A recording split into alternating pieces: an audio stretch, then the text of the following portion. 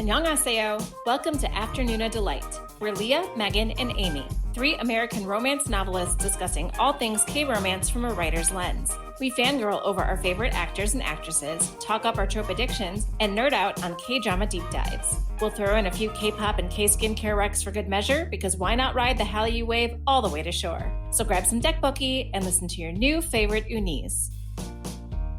Hey, everybody. Hello. Hi there. It's all three of us back together. Yay! All three of us back together. Yeah, it's been 3 episodes of it not like that, right? The gang's all back. Yay. So Leah looks a little different. Except we're not all in the same spot. Yeah, I am in Michigan right now, and I have a very ergonomically friendly podcasting setup today where I am kneeling on the side of my bed in my childhood bedroom. And if you hear noises, that cannot be helped because my mom is a loud talker and it's coming through the vent in the bedroom. And so there's nothing I can do about that. So everyone just say hi to my mom, who is talking loudly to one of my children downstairs, if you hear that. Hi, Mom. I actually can't hear her, but that's fine because I get it. Well, the podcast is still young. The podcast is There'll be moments. still young. Some exciting things happened this week besides the fact that I got on a plane for the first time since January 2020. I flew to Michigan with my kids, and then we got free comp vouchers on Southwest that had to be used by June 30th, and I had 2. So my son and I flew to Chicago to check out the city. It's only like a 45-minute flight from the Detroit airport. And so while we were there, we realized the day before that, we could see our favorite Chicago podcast host in Chicago, which was so exciting. Yeah, so my kids and I hopped on the train from the suburbs on Monday morning, and we trained down to the city and met up with Leah and her son at the Art Institute, and it was a lot of fun. And we went, you come to Chicago, you got to eat Chicago food. So, of course, we took Leah for some super, super classy Auntie Anne's pretzels in an underground train station. Hey, I was jealous. You sent a picture of the Auntie Anne's pretzels, and I have to say, I love Auntie Anne's pretzels. Don't you remember for my birthday? We know. That's what Leah said. Leah's like, wasn't this Megan's birthday plan? Like, she just wanted to go to the mall and have a freaking pretzel. Yes, that was my birthday plan. And I will say that, so this Auntie Anne's pretzel place was not in a very overt location. These were hidden. They call it the hidden Auntie Anne's, and it ended up being down. My kids call it the hidden Auntie Anne's because they had found it a previous visit to the city. So they're like, let's go to the hidden Auntie Anne's. I'm like, okay. Yeah. So this will live in my heart. It was down by one of the train stops off Michigan Avenue. And I will tell you how grateful. I wish I had mowed a lot more Auntie Anne's. I was kind of trying to hold back because I kind of felt like I was going to eat a little bit later in the day. However, after we saw Amy, our luck ran out. Amy was our lucky charm and her kids. And they were like, oh, it's too bad. You're not staying. It would be great if you stayed. And we're like, it was so fun. I was like, maybe we should just come back. But we got to really go. It's a 1-day flight. I got to work tomorrow. And then probably 30 minutes after we saw them, I got a text from the friendly folks at Southwest that were like, we've canceled your flight. Bad luck to you. Call this number. And so I called and they're like, someone will be on in 7 minutes. So I'm like, well, let's just walk to the Field Museum. Maybe we'll see some dinosaur bones while we sort this silliness out. I was on hold for an hour and 45 minutes. And as Amy knows, I live on the edge when it comes to having my cell phone charged, which is always Let's not exciting. even talk about the cell phone. She did not charge her phone the night before flying to Chicago. That gives me actual anxiety, in my chest. So I was kind of having to hop around and find charging spots to charge it. And that's crazy. So anyway, I ended up in the Field Museum lobby where I charged my phone, and Southwest basically said, too bad, so sad, you're not flying anywhere until tomorrow. And so I booked us tickets on the Greyhound. I did a quick pivot and have never done the Greyhound and decided, why not take this time to live adventurously and ride the bus back to Michigan. So that's what we did. And then right when we went outside, my son was kind of getting quite nervous about the Greyhound. He's pretty COVID safe. As Amy saw, he really and good for him. I mean, he likes to wear his mask. He's vaccinated, but he has more anxiety than he probably needs to, even though we're taking it seriously. Like, I don't want my son to like have panic attacks unnecessarily. And so he was getting a little agitated, and I was kind of trying to like keep it light. And I was like, look, this is fine. This is fun. He's like, I really just don't know if it can get any worse. And right when he said that, this like bolt of lightning struck Soldier Field. And then all hell broke loose. And like the heavens opened up and just like this torrential rain came down upon us. Oh, it was so bad. It was hilarious, actually. So I started just laughing really hard. Because I don't know if I don't think I've been that wet since like maybe like a Hawaiian monsoon. It was unbelievable how much water came out of the sky in a short amount of time. So anyway, that was that. Yeah. What was really funny was when I woke up that morning to get the kids ready, like the weather, like if you looked at the weather forecast, like the 5-day forecast, it was just on and off rain all week this week.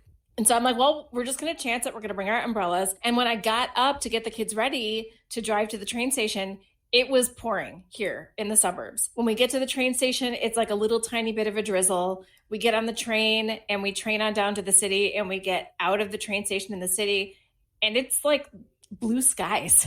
And we had dry blue skies all the way, walking the mile plus to the Art Institute, and then walking to the hidden Auntie Anne's, and then walking back to the train station. And we get on the train in the city, and we're waiting for it to depart. And I get Leah's text. Yeah. It's like, this is what it looks like outside right now. And my flight is canceled. And literally, like, we did not see a drop of rain until we were back at the train station and in my car. I mean, I really was the good luck charm because we were fine. And it was so random. So yeah, I was like, you should have stayed. I'm like, I have internet.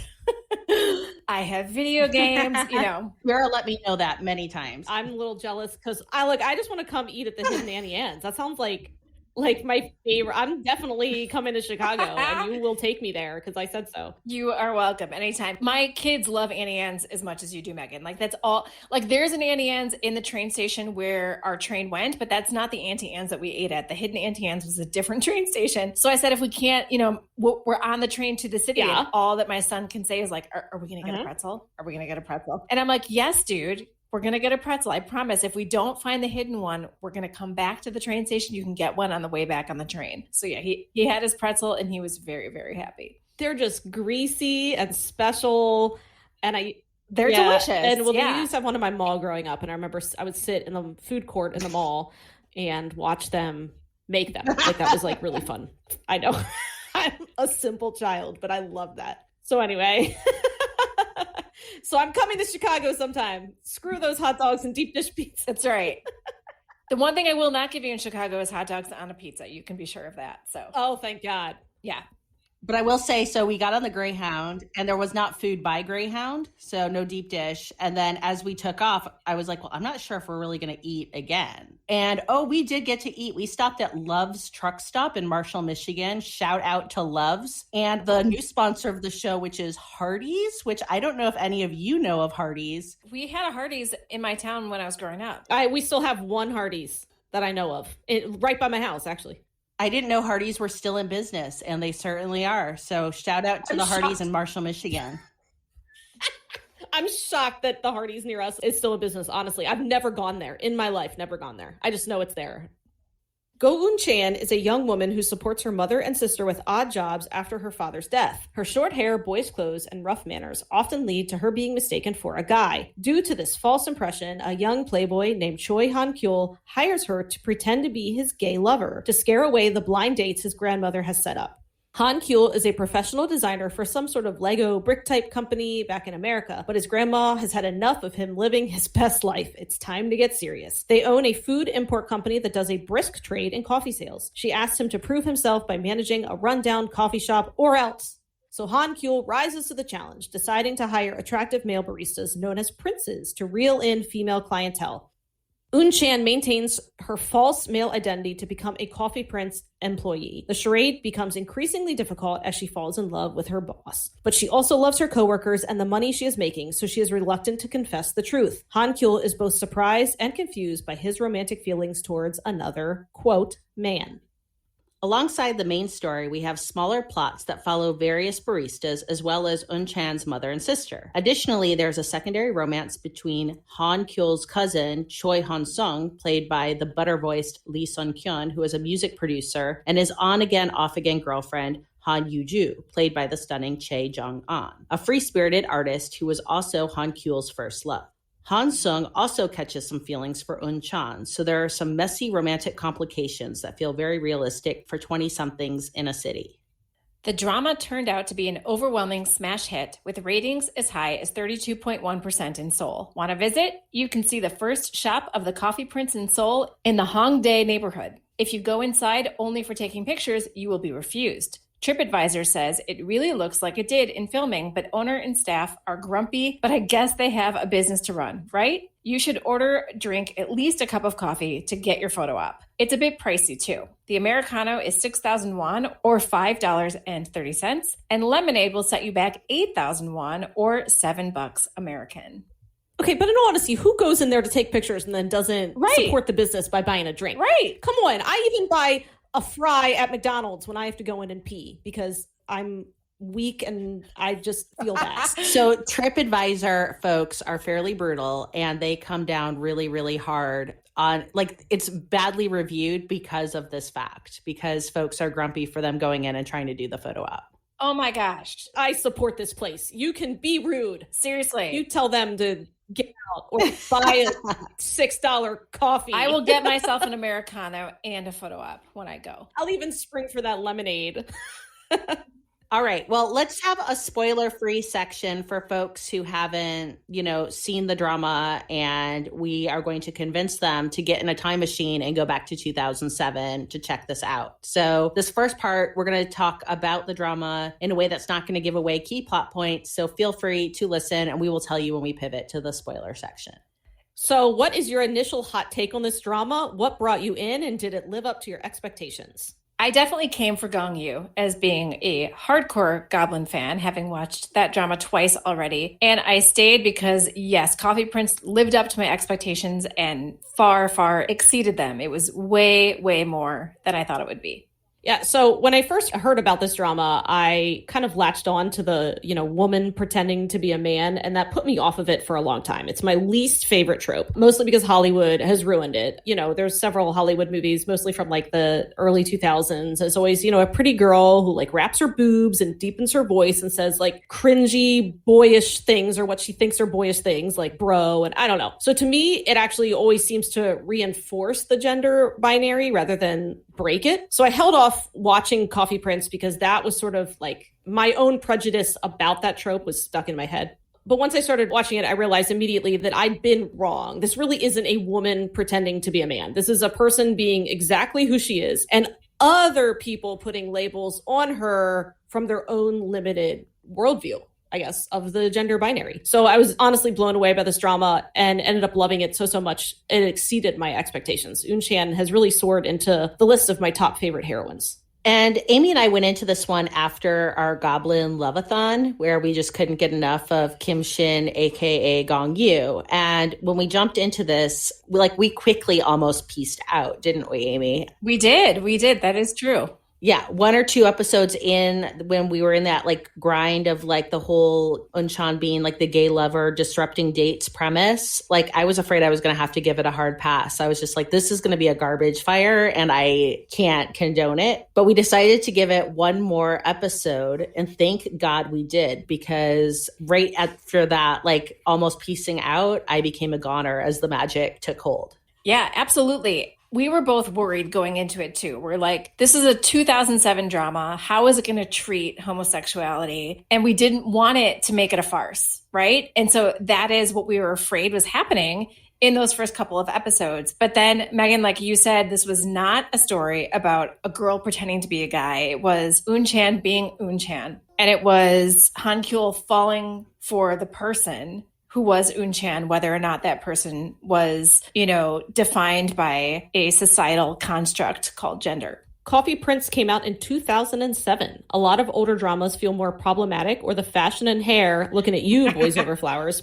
might feel too dated. Does this drama feel dated to you? So not only did it not feel dated, but it felt progressive even by today's standards. I'm currently watching Secret Garden, which released 3 years after Coffee Prince, and Secret Garden feels like it's 20 years older. Like the idea of loving the person and not the gender, of Go Eun Chan being someone who didn't feel like she fit into the prescribed mold of male or female, this is something that would impress me in a 2021 drama. So to see it in one from 2007 was an absolutely wonderful surprise. Although I am going to say that Han Kyul's fuckboy hair really killed me, and that earring. I feel like he really looked like a John Hughes character.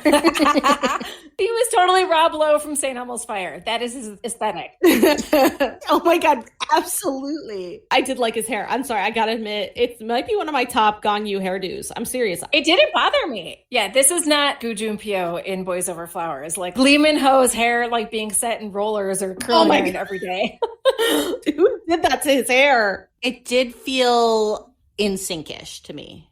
Oh, totally. I do agree with that. I do agree with that. So Yoon Eun Hye debuted in 1998 in the K-pop group Baby VOX. Excuse me if I'm saying that wrong. I don't know if you say it Baby Vox or Baby VOX. In 2006, however, she landed her first lead role in the drama Princess Hours. This performance shot her to fame as a young actress. After that drama's major success, she was offered the lead role in Coffee Prince. What makes the character of Eun Chan so compelling? So I think that I just love so much how this girl holds her own and that she really can like match wits with anyone. She has both emotional and physical strength and can probably kick anyone's ass in an eating contest. And I loved that she was the one that first gave Han Kyul the piggyback ride. I thought that was such like a fun flip on that trope. And I think that we can't help but root for her because she is such a hustler. She has all these side jobs. She's committed to supporting her family. And, you know, it's that hustling mindset that gets her into trouble with the quote, big lie where she claims to be a guy to get the job. But that lie also kind of did feel authentic to that time of life, and that like it seemed like it was a mistake, but like not a mean-spirited mistake. It was just kind of like her own issues that kind of like drove that. And I also just felt like she had this like infectious joy that spilled into everything she did, which made me totally understand how Han Kyul was helpless to resist falling in love with her as a person. And so even though she made this poor choice and not being honest, like once he assumed she was a guy, I also felt some sympathy, much like I did for the cast in I Am Not a Robot.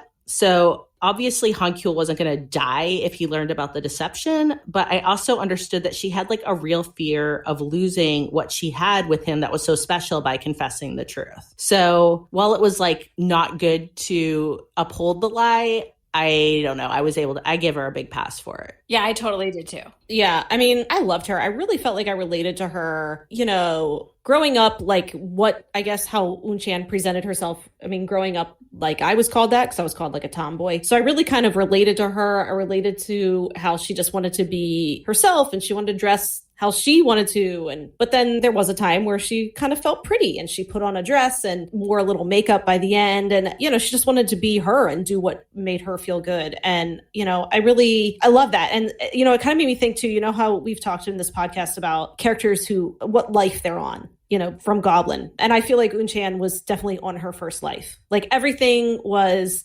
so special to her. Like when she rode in his convertible for the first time and oh, I love that. I love that scene. It was just pure joy. She was just having so much fun. And I felt like they could have turned her character into maybe like kind of like a manic pixie in a way, but they didn't because she was such a great character that was all her own. And she was just, yeah, compelling. Like to me, it was completely believable that Han Kyul would fall for her because I did. So what are your overall thoughts on how the show depicts gender identity and also sexuality with regards to the main leads? So I think that Han Kyul said it best when he said, I don't care if you're a man or an alien, you know, that he wanted to go all in with this relationship, you know, when he still thought that Eun Chan was a guy. So like after agonizing over whether he was gay when he thought he was straight, he just realizes that the label doesn't matter. And what matters is the person that he loves, and he loves Eun Chan. So I really love that it didn't actually, like he never came out and said, okay, I'm gay or okay, I'm bi. It was just, you know, the idea of I love the person. And again, something that I thought was super progressive for the timing of this drama. Yeah. So I like had a couple thoughts on this after I read this question. Like, did I think the drama could have come out and put a label on Eun Chan? Like, sure, but they didn't.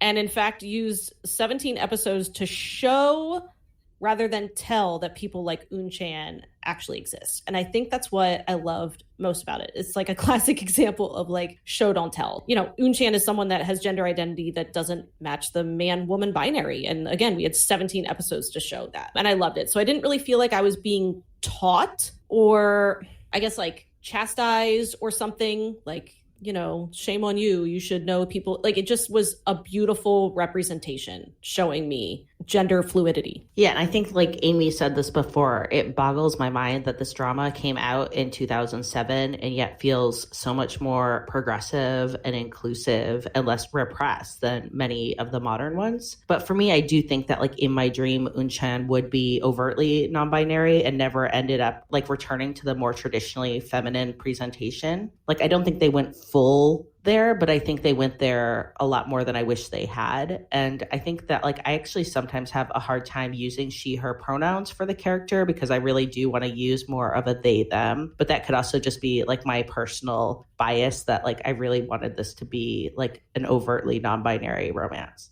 She even says to Han Sung, like, I'm not a man, I'm not a woman, I'm just me. Like, she says that. I love that so much. Yeah, after he tries to dress her up and like really be like, I'm going to feminize you, it shows really that he wasn't it. Right. And I love too, again, because yes, she says it, like it verbally, the show does verbalize that, but also it shows us. I mean, you know what I'm saying? It's not like she came out right away at the first episode and was like, I'm non-binary. It's almost like it's almost in a new adult kind of way. She's also finding out a little bit more. I think she's confident in herself, but I also think that there's some things she learns about how others view her and kind of how to, I guess, handle that throughout the drama. So yeah, I loved it.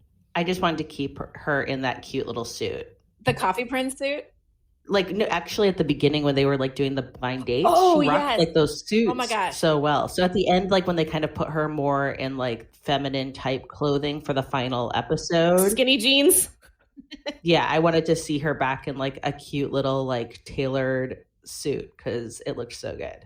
I mentioned this later in our script, but I'll just talk about it now because one of the things that I wanted to see happen, we kept having those like daydream sequences where like Han Kyul was imagining like getting married and walking down the aisle, and then there was Eun Chan standing there like as a guy. I wanted to see them have, you know, a wedding where she was wearing a suit. Oh, like a white suit? Oh, yeah. That would have been so cool. That would have been amazing.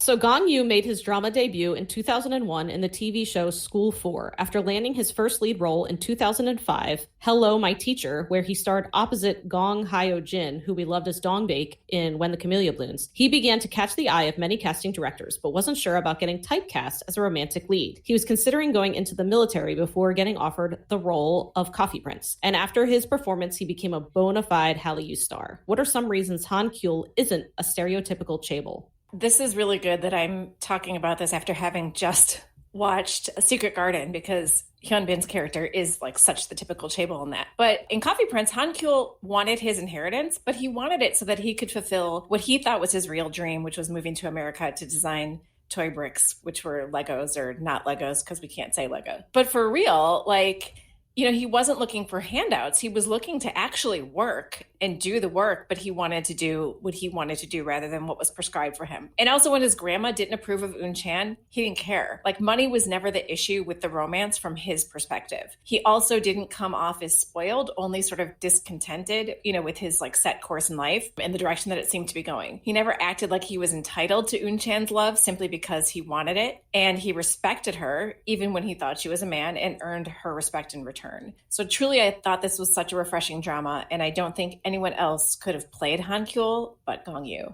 Because I just want to say that was fantastic, Amy, because I love all your points and agree with them.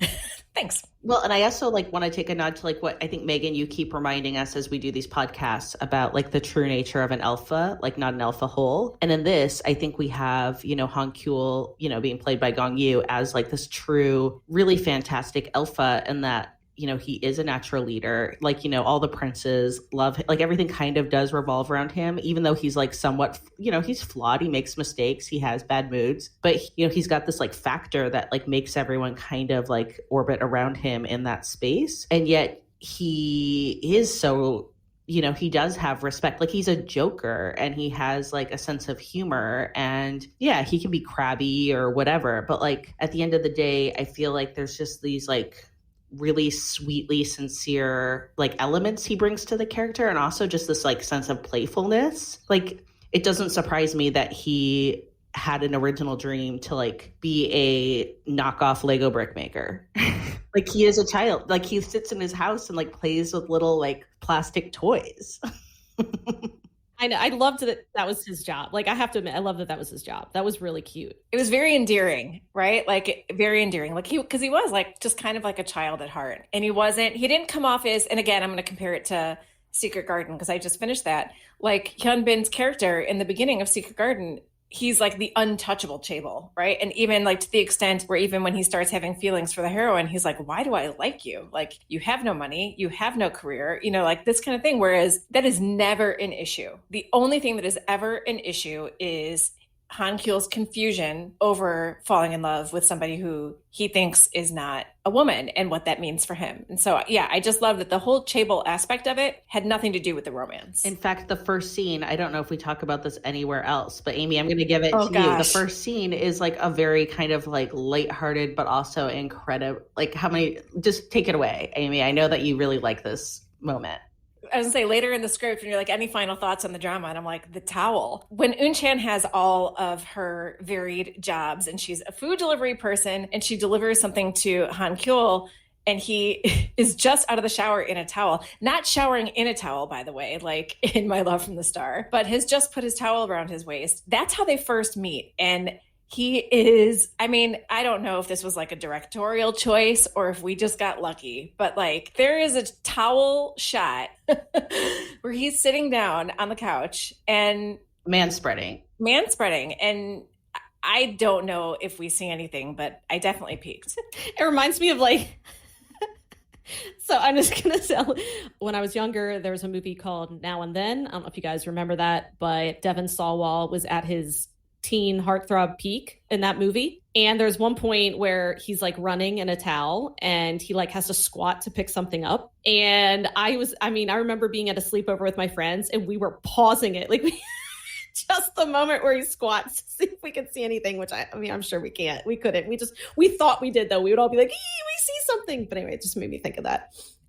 It kind of just goes back to, talking about this drama being progressive in so many ways, where we all came into, the K-drama world through Crash Landing on You, which was so super chaste, and it's only a couple years old. Then you go back to 2007 and we've got, man spreading a towel shot. We've got some, really progressive things happening. And I won't ruin stuff that we'll get to spoiler stuff later. But I just like going back to 2007 and watching this makes me realize that there's so much more, I guess, that they could do in later dramas. And they seem to have gotten more chaste since then. Is that? Yeah, I'm wondering how much it has to do with really the fact that like as Hallyu took off and these dramas became more popular, they wanted to really expand the reach in like different countries and different markets that are even more conservative than South Korea. And so we really see that spin away. I mean, because by the time we get to Chloe, we're at like full chase. Like they're in chastity belts essentially. Yeah. He's in the spare room. Or they don't even like have private parts, I guess. Seriously. No, they don't. They're just like Barbie dolls. Yeah, they're Barbies. Well, before we move to the spoiler section, look, I think we would be completely remiss not to shout out Kim Jae-wook. So Megan, specifically, I'm curious on your take because Amy and I watched Coffee Prince before coming to Her Private Life, whereas you did the opposite. So how do you find Coffee Prince Kim Jae-wook as opposed to Her Private Life Kim Jae-wook? If you listen to our Her Private Life podcast episode, if not, you can go listen to it. I mean, I like Kim Jae-wook. I just I don't know. I wasn't like feeling it from him. And now that I watch Coffee Prince, I really, really wish that I had watched Coffee Prince before Her Private Life, because Coffee Prince, Kim Jae-wook was like a whole nother ballgame. I mean, he is seriously beautiful, just a beautiful species of a man. And I loved his like totally kind of like aloof attitude about everything, his like over it, eye rolls. I loved him. And I thought he could have used more screen time and like maybe even a kiss. I would have liked to have seen some kissing, just like because I loved that. Like, I think that was one of the reasons I had to go to Antique so much, was that I think he still kind of had a lot of the aesthetic of Coffee Prince, like his looks, where, an antique, which we did a snack on, was good. And I think it was fun and it's grown on me over time, but I still think it could have taken me place. I think I just needed a lot more Kim Jae-wook. Like I really wish I could go in a time machine and watch him be Hedwig when he was Hedwig in The Angry Inch. I think that would have been absolutely amazing. But I loved his black fingernail polish, that doomed love that he had. He had that progressive laid back vibe. I love that he knew right away that Eun Chan was not a man always, because he's smart and like with it. And I like his smirk, and he can make me an Americano anytime, because literally I was just like, I would have been one of those like girls chasing the waffle cart. The waffle cart. Oh my gosh, yes. And like, I liked his ponytail. Like, I'm not usually a dude with a ponytail girl, but like, man, could he wear the fuck out of a ponytail. He should always have a ponytail. He should always have a ponytail. Like, always. You know what? I probably would have thought a whole lot differently too if he still had that ponytail in her private life. Let me just say. Ryan Gold could not have had a ponytail. That would not. Ryan Gold would have hurt me if he had a ponytail. But he could have had black nail polish always. Yes. Okay, and now we're going to get to our favorite segment of the week. It's the K recommendation, and today we have Leah with her K skincare rec. Okay, so this is just a quick one, but when I'm not in Michigan for most of the summer, most of you all know that at this point I'm living in California full time, and we go to San Jose occasionally to go to Korean grocery stores, mostly because my daughter is learning Hangul and likes to practice Korean. So while I was at the grocery store, the last time I was like, I should get some like grocery store like K skincare and just like see what it's all about. Just like, grab some stuff off the shelf. So I grabbed this little tube of something that is called Nature Republic, and it's the Bulgarian Rose Moisture Essence. And it was really cheap. It was like $4 or $5. And this stuff I love it. I seriously super love it. I sometimes like you do like rose water spritzers on your face or something. So it's got kind of that vibe to it, except it's less than a serum because it's an essence. It's just very light. So it's not pure water, but it's not as heavy as a serum. I guess that's literally the definition of what an essence is supposed to be. And so it does this like hydration and nutrition to the skin. And it's got kind of like this like refreshing little gel feel, and it just goes on really quickly. It doesn't feel sticky, and it gets absorbed really quickly. And I put it on after toning, but before applying any heavier product. And I feel like, honestly, it's just been like such a good, cheap little find that I feel like I want everyone to use. Like, my mom has really dry skin, and so like last night when she was getting out of the shower, we're all in like the one bathroom upstairs. It's just like being a kid again. I like came in to brush my teeth, and I was like, let me just put this on your face. And like immediately I could tell like that there was like softening happening, which made me feel good. So that's Nature Republic Bulgarian Rose Moisture Essence. And I don't think you have to like get it at a grocery store. Like, I looked it up, and like you can get it on Amazon. You can get it all sorts of places, but it's cheap and nice, which is always a winner. I've never used anything with rose water, but I feel like I always hear people talking about using something, whether it's an oil or a spray or something like that. So I need to look more into this and what is the benefit of rose water, because I'm interested. Yeah, and it smells vaguely grandma and vaguely good. Like, we have this like funny thing in our house where like I like lavender, but my husband has always thought lavender smells like... I hate it. I hate lavender. Yeah, Nick is not into lavender at all, whereas I think it's quite nice. I like planting lavender. I like having lavender. I put lavender in drinks a lot, and he thinks it just smells like elderly. I think rose water, we come out in the same. So I put it on thinking it's all nice. So then he's like, okay, I guess I'm committing you to like a retirement village. So here's your ARP card. So there we go. The ARP rec of the week. Just actually quickly as a side note, do you know that anyone can get an ARP card? You do not need to be of ARP age, and you can get the discount, because I went to a hotel like a month and a half ago, and I saw that there was like an ARP discount, and I looked it up, and I just applied for ARP right there on the spot. So now we are moving to the spoiler section of the podcast. So if you have not seen Coffee Prince and you do not want to hear any spoilers, this is the time to get on the off-ramp. If you are open to hearing how the drama goes, stay on, or if you've seen it already, obviously, stick with us. So again, this is your last chance. If you do not want to be in the spoiler section, this is where you sign off and come back when you've seen the drama. Okay, so the chemistry between the leads was off the charts. What's a moment in the drama that lives in your mind rent-free? I mean, I think about this all the time. And it is the kiss against Han Kyul's apartment door before they have sex. I love it so much. And I also love that the ensuing butt grab by Eun Chan, because she grabs his butt while he's carrying her to the bed, was revealed in the Coffee Prince reunion to be improv. It wasn't in the script. And she was so embarrassed when they brought that up, because they went back and they're like rewatching clips. And I think it was the director who was like, that wasn't in the script. And she's like, oh my God. But it was so in the moment and like such amazing chemistry and so goddamn sexy that, yeah, rent free in my mind forever. I mean, his butt's just right there. How can you not just go in for a grab? I mean, like real talk, I deeply believe, and no one will convince me otherwise, that they were not sleeping together in real life, because the chemistry was just so good. If not, I mean, look, honestly, people can act, but I just feel like they were getting it at all times, because it just felt like so real. I want it to be true. Yeah, I want it to be. It's true in my mind. I mean, yeah. So for me, the chemistry in this drama was absolutely one of the best in a romance drama. Was some of the best chemistry that I've seen. Truly, there's a lot of dramas that did not do it for me just because the chemistry was lacking, and we've talked about that. One of those was Her Private Life. I just was not feeling the chemistry, but this one, oh my gosh, just chemistry oozing from their pores. So one of my favorite scenes with them was the beach scene. Maybe isn't like a chemistry scene, but I still felt... No, it is. It's so good. It's so good. It is. Because it's almost like there's this like unspoken chemistry between them, but they're having fun on the beach, and then she falls asleep on a blanket and he just stares at her, and you can tell like that's when he really officially kind of falls for her. And he's conflicted, and he isn't sure what to do because he thinks she's a man, and he doesn't know what that really means to him. And I mean, it's so good. It's such a good scene. It's just really powerful, and there's like no dialogue.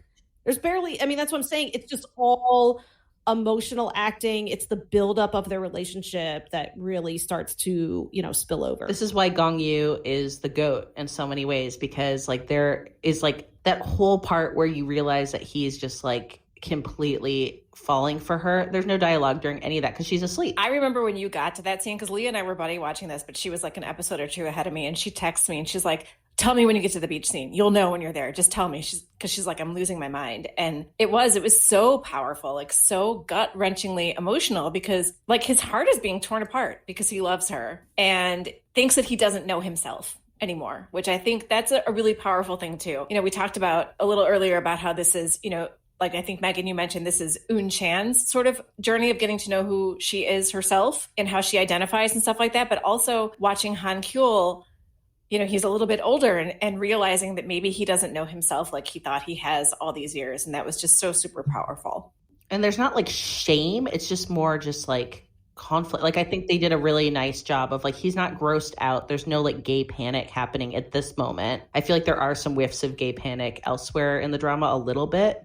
Mostly with like when he goes to see the psychologist. But I actually felt like they handled that really well too, with like a wag of the finger, because like the psychologist is treating it like you have an abnormality, and that like didn't speak to him either. So that's why he had to leave. So I thought that was also a good progressive take. But I felt like, from the beach scene, it kind of like the next like part of that emotional arc that goes really well that I wanted to talk to is that like classic famous moment from the drama, which is, the first kiss in the coffee shop where, he comes in and he's like so bewildered, and he's like in his little yellow, like fuckboy early 2000s sweater with that hair, and in his little tight sweater, because I have rewatched the scene so many times. He's got his little like heaving chest, and like the aesthetic is really nice because he's in this very yellow sweater, and then behind her are those like yellow sunflowers because she's painting sunflowers in the coffee shop, and then she's got like paint on her nose, and he does this like run at her and like holds her face and goes in for the kiss. And then like, is telling her like he doesn't care if she's like a man, woman, or alien, like he's into her. And, Megan, I know you didn't feel the chemistry in Goblin like Amy and I did, but Gong Yoo brought the running kiss to that drama as well. And look, he just does it so well. There's something about him doing the running in kiss that just like, it's amazing. It is. Did you guys watch Coffee Prince before Goblin? Nope. No, after. Like his kiss before he goes off into like the great snowy purgatory where he runs at Eun Chan and like grabs her and does this like big kiss, even though you mean Eun Tak. Sorry, Eun Tak. When he grabs her and gives her this like big kiss, and it's like this running grab kiss. And then later when she like there were two running kisses in Goblin that were amazing. And I feel like this was like the predecessor to that. Like, I don't know if this is like a signature move he has, but it should be. It works. It works. Keep doing it, Gong Yoo. I don't think anyone's ever running kissed grabbed me before. I don't know if that actually exists, but we would like it to. He was so sexy in this. Like, yeah, I really want to know like who dressed him, the stylist, or who like tailored his clothes, because everything he wore in this drama fit him like a glove. I mean, we're talking like tailored clothes. Like, were they perfectly made for him or what? Because it was like, well, we don't have, a traditional female role, so we don't have to spend the money on her clothes. So let's just put our male lead in the best fitting clothes, because he just looked so good. And maybe that was another reason I was super into Gong Yoo in this, because he wasn't wearing like Eileen Fisher like he was. Like he wasn't in like his leisure wear with cardigans, or he wasn't like not young a cardigan sick. in sight. Oh, come on. His style game was hot in Goblin. There were the few, the few Eileen Fisher moments. Okay, his coat game. Yeah. He had great coat game. No, his whole game in Goblin, his whole game every time he shows up and breathes. I mean, like, yep. I could put him into like Young Six tracksuit from When the Camellia Blooms, and he could probably rock it. Oh my God, even his bloody suit in Train to Busan. I mean, he wore that. He wore the shit out of that too. Seriously. And then and I don't think either of you have done this on Viki. There's still the like, So I Want to Talk, the Lee Dong-wook. I watched the Gong Yoo. Yeah. Oh, you did. So do you remember? So in that, so Gong Yoo did have a style mishap, I will say, in that. Where do you remember he had the hat he wore that looks essentially like the tip of a condom? What? So it was like skin tight, and then it came up to like a little tiny point on top of his head because they were driving in the car. Oh, are you talking about when they were on Jeju? They were in Jeju and they were driving and they were singing. He revealed his love for emotional power ballads. And he was like really singing the song wearing his little like condom tip hat. And I will say that wasn't maybe like the best style choice. But anyway, I digress. Let's continue. That did not bother me. That's okay. Okay. So how do you feel that Eun Chan never confessed to Han Kyul that she actually like wasn't a guy? It didn't upset me. And I think we talked about this a little earlier, is that it never felt like she was doing it maliciously. Like, she wasn't playing the role of a guy for any malicious intent. She truly was worried about losing this job because she needed to support her mom and her sister. Yes, later when she knew that he felt something for her, it gets a little muddy, but I still am able to forgive her because of what an awkward position I feel like she felt she was in.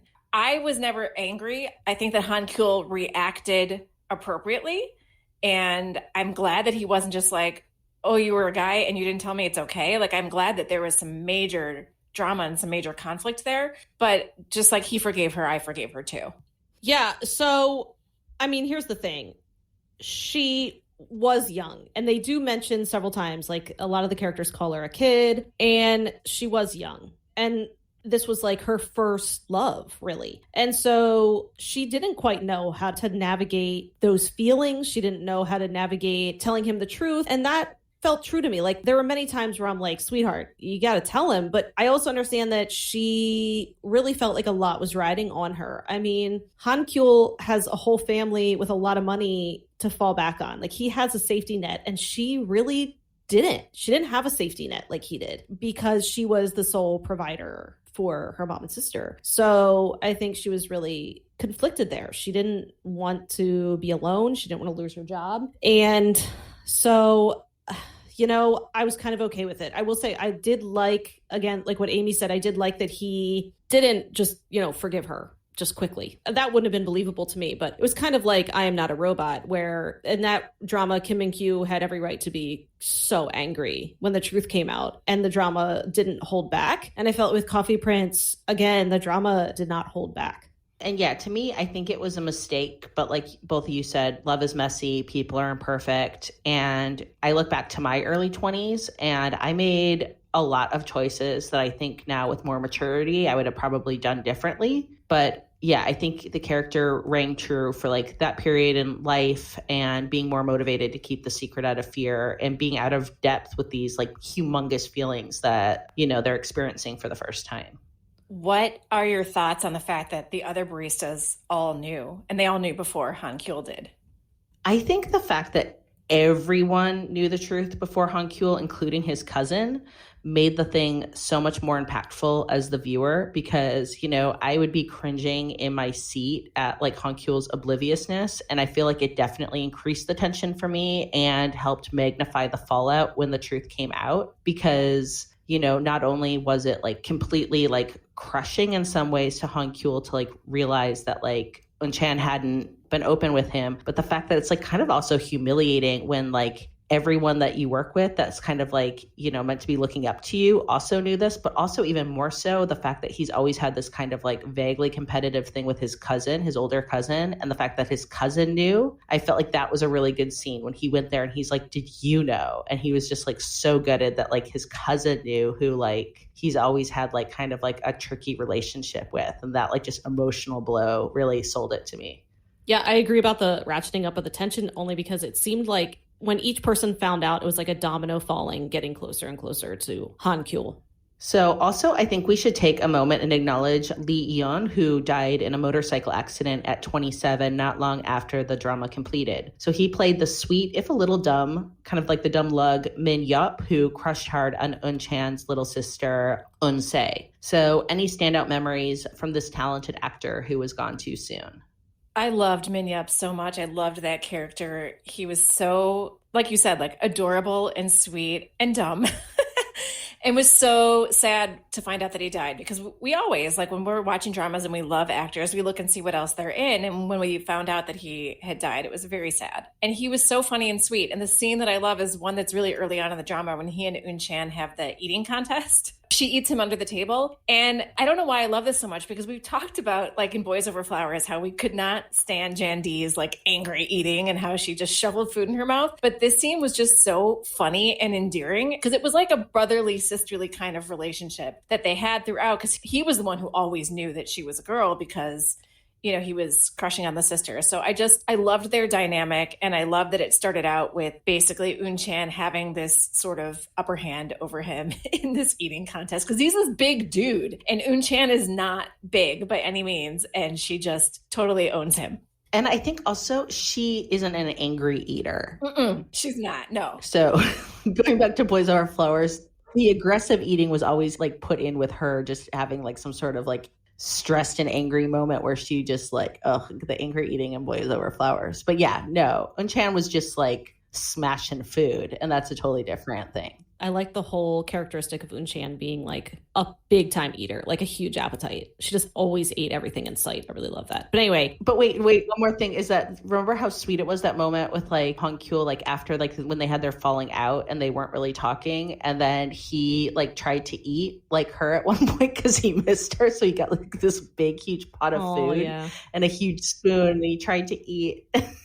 It was just really sweet. So cute. But anyway, about Min Yup, I mean, I appreciate that the directors took every opportunity to get him out of his shirt. I mean, that was huge. He's a really ripped guy in this drama, but I adored him. He was just such a lovable goof. There was one scene where he gets Kim Jae-wook and another barista to like pretend rob his angel, Eun Se, so that he can rescue her. And it's so stupid, but I like it's so funny. It's so funny. And I mean, I knew right away, I'm like, that's Kim Jae-wook with the hat. Like, what is happening? And then I was like, oh yeah, they staged it. But it was so cute. And he saved her and came to her rescue. And yeah, it was just, I just loved him. So obviously I was really sad to hear about his death too. And then what were your thoughts on the ending for the second lead couple?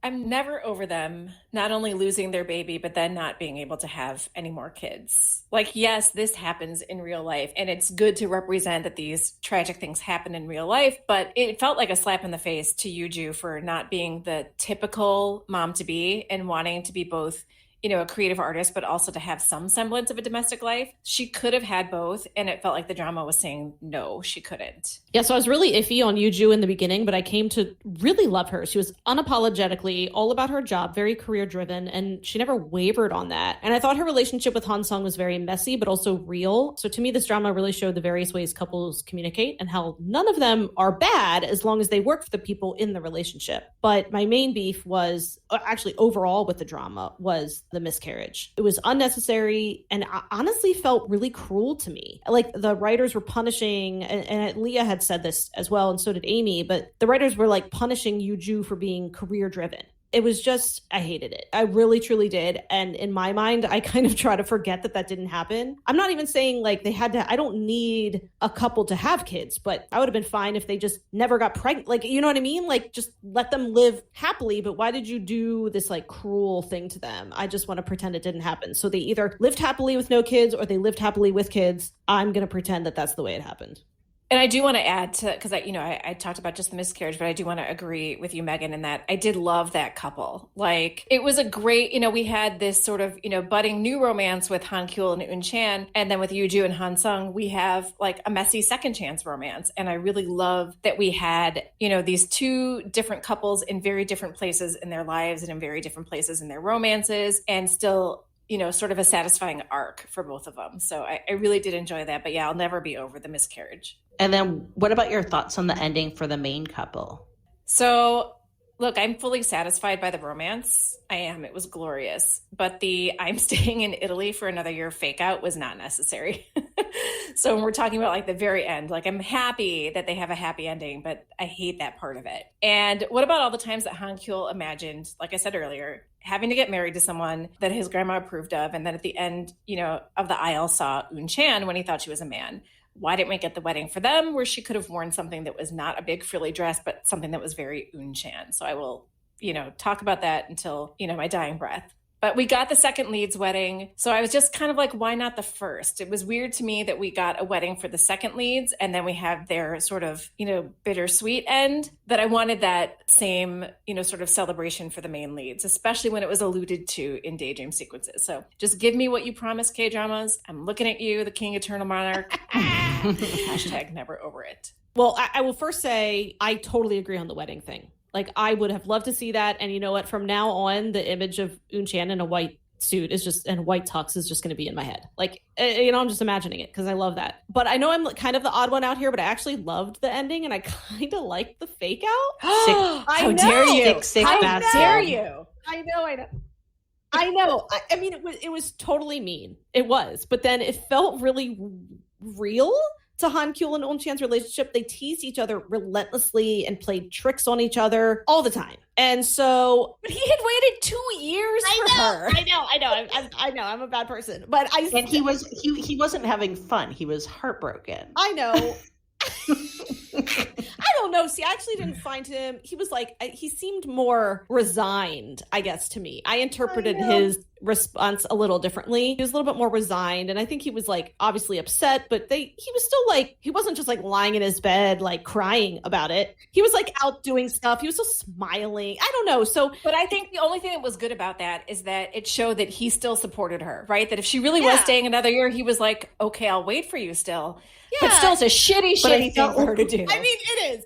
But I felt like he'd already supported. I felt like that was like an unnecessary moment because like the arc of him supporting her and letting her go had already happened. So then like we just had to like sit there and be banged down. Like it just felt pointless. No, I agree. I will say I thought it went on too long. Like, I think it would have been okay for him to be like meeting her maybe. And then she calls and she's like, I actually have to stay. And he's like, oh God. And then he like turns around and she's there. Like, I would have preferred. Yes, that would have been fine. That's teasing. I do agree with you guys on that. So I and part of this could be because you guys I had already heard the ending, which is totally fine because we talked about it in the endings we want to rewrite. So maybe I was like bracing myself for him to be way more heartbroken. So when he was just kind of like, oh yeah, I don't know. So I think that was part of it too. It probably is because I already knew what was coming. So it didn't feel, but I will say I love the reunion at the coffee shop, kind of where they all like pick her up. I really enjoyed the whole cast in this. So any last thoughts you need to get off your chest?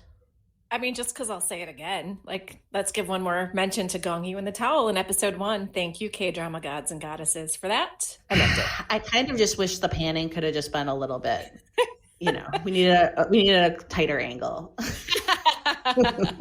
I tried to look repeatedly.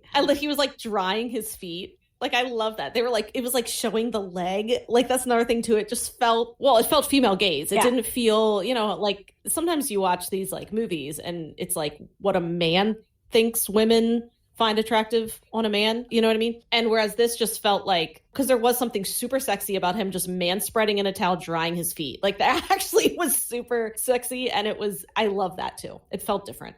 And I also thought that like the whole thing was fun because like, yes, it was sexy. And yes, it was like kind of risque because he was like very undressed, but also it kind of like heightened that like moment because like Eun Chan was not thirst trapping when she was beholding this. She was like deeply uncomfortable, but in a way that like it worked because he just thought he was like hanging with a bro and like getting his fried chicken. So like he's like doing all this stuff in his like little tiny towel, not to like make her uncomfortable, even though like for the viewer, we know she's like kind of dying inside, but she doesn't realize. Yeah, I just like the whole thing. It was complicated and fun.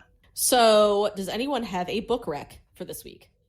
So I actually want to recommend a book with a non-binary lead, and that is Every Day by David Levithan. And this is a young adult romance, so a teen romance, and it's a few years old, so I'm going to read the blurb. But essentially, we have a main character, so there's a little bit of magic going on here. We have a main character who is just sort of a consciousness, and every day, and the reason why it's called Every Day, this main character who's only referred to as A wakes up in a different body, and it's the body of an actual person. And basically A's consciousness borrows that body for the day. I don't remember if we ever find out why this person makes these sort of jumps into bodies or if they have a body of their own. It's been like a decade since I've read this. But anyway, so that's the sort of premise of it. So every day, a different body, every day, a different life, every day in love with the same girl. There's never been any warning about where it will be or who it will be.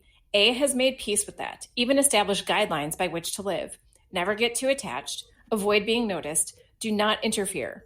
It's all fine until the morning that A wakes up in the body of Justin and meets Justin's girlfriend, Rhiannon. From that moment, the rules by which A has been living no longer apply, because finally A has found someone he wants to be with, day in, day out, day after day. And so it's just this really cool idea of, you know, when we talk about loving the person, like this person, whoever A is in a different body every day. So, you know, does A identify as male or female or not at all? It doesn't really matter. All that we know is that A loves Rhiannon. And so it's, yeah, just a really, really cool idea. David Levithan is a great YA author, and it's a series too. So I think that there's also one that's from Rhiannon's perspective, and then there is actually a second book as well. So highly recommend Every Day by David Levithan. Cool. It sounds really good.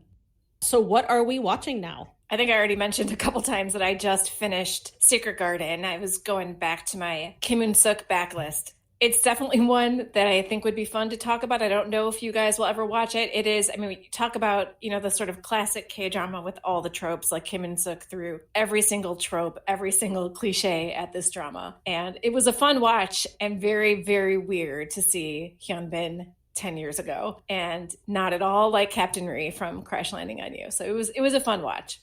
I'm kind of like trying to figure out what I'm going to watch next. So I've watched Hospital Playlist, loved it. I'm watching Hospital Playlist 2 as it drops now, which doesn't make me sad, actually. Like, I didn't think I wanted to watch a drama that was still going, but for Hospital Playlist, it really works. And there's such long episodes that like I feel kind of good that now like every Thursday could be my Hospital Playlist night. I finished Move to Heaven, which we're going to deep dive, so I'm not going to say anything about that. So I'm kind of trying to decide what I'm going to watch next. I'm leaning towards Reply 1994, and maybe I don't normally double fist dramas, but I might also watch Oh My Ghostess because they both have characters from Hospital Playlist. And I'm obsessed with Hospital Playlist, so I might watch that. And then I'm also going to watch some historical movies. I'm going to watch The Handmaiden, which has Kim Tae-ri, which I loved her in Mr. Sunshine and in Space Sweepers. And then I'm also going to watch A Frozen Flower, which is a Goryeo love triangle. And both of these have like queer characters. So Frozen Flower is about a love triangle between like the king, his male lover, and the queen. And The Handmaiden is, I think, going to end up being kind of like a cool, slightly erotic girl love movie. So I'm excited to try both of those this weekend. That sounds awesome. So I am currently watching Flower of Evil. I'm obsessed. It's amazing. That's really all I want to say about it. We're going to do a deep dive on it. Absolutely. Leah and Amy have already seen it. It's one of their top dramas, and it definitely almost definitely will be one of mine as well, because it's just so good. So next week, we are going to deep dive Fight for My Way, which I can't wait. I mentioned how much I loved the chemistry in Coffee Prince. The chemistry in Fight for My Way, in my opinion, is right up there with Coffee Prince. All right. Well, what do you want to say? Thanks for listening, everybody. Annyeong. 감사합니다. Thank you for listening to Afternoona Delight. Make sure to subscribe for more great K-romance conversation. And be sure to follow us on Instagram and Twitter at Afternoona Delight Podcast for more information on our podcast, behind-the-scenes photos, and of course, pics of our favorite oppas and anis. Annyeong!